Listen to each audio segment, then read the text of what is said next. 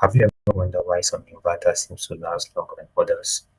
Have you ever wondered why some inverters seems to develop issue just after 3 months of installation? Now this is why. My name is Daniel and I'm a technical installer, and with years of experience I'm also trying to improve my knowledge so that others can actually learn from my mistake and not go through the same experience that I go through.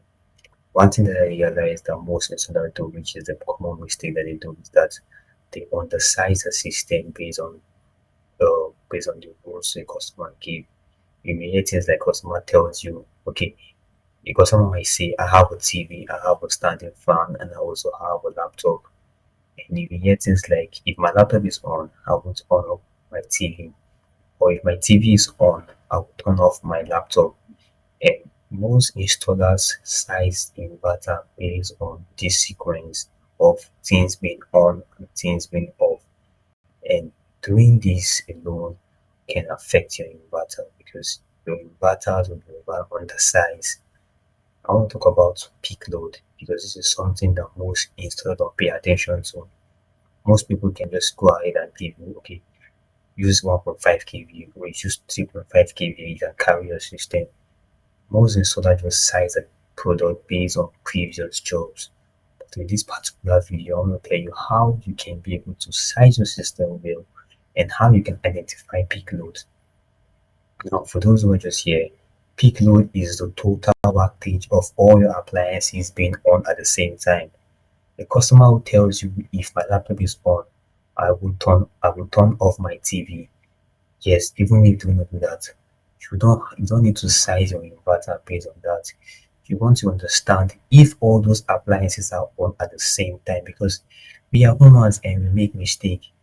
The customer might forget and he might be doing something with his laptop, we don't want to turn off, and he might decide to on his TV to watch a movie, right? So mistake might come in, and if those two things are on at the same time because you size your inverter based on one being on, it may damage the inverter. So you want to understand what is the total wattage of everything if they are on at the same time.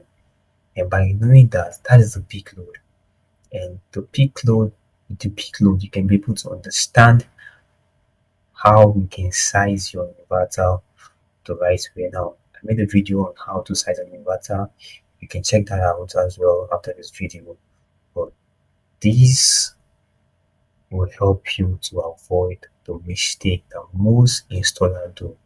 And this will literally give you peace of mind because customer calling you here and there telling you the inverter has gone off or the inverter is making noise. It will really not give you peace of mind. You can be confused. Maybe you might be on that job and your customer call you and tell you the inverter has stopped working. How would you feel, right?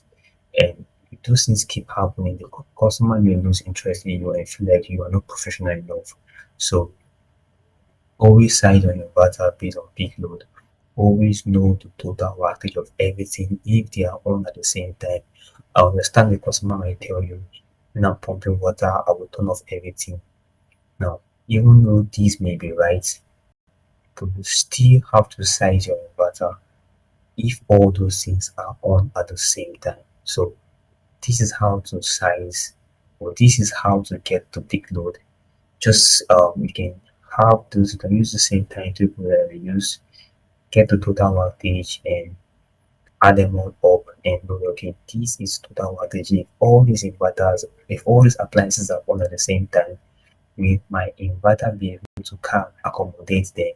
If your answer is no, then don't sell out an inverter. So alright guys, so this is how to understand peak load, and this is how to avoid the mistake that most installers do. So hope this has been very, very, very helpful to you. So if it has, you can share it with someone who you think we need this idea, and also you can subscribe, you can like my video, and you can also comment below what to create next.